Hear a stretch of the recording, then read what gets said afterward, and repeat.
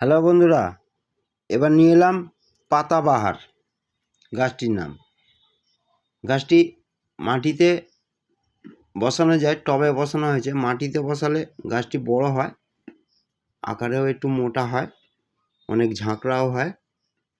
গাছটি পাতাগুলো খুব চওড়া, মধ্যিখানে শিরাটা দেখুন কীরকম একটা লাল শিরা। গাছটি মাটিতে বসালে একে খোল সার দিলে অনেক বড় হবে, ঝাঁকড়া হবে, খুব সুন্দর দেখতে লাগবে। টবে বসালে একটুখানি ছোট হয়, কিন্তু ঝাঁকড়া হয়, খুব সুন্দর হয়।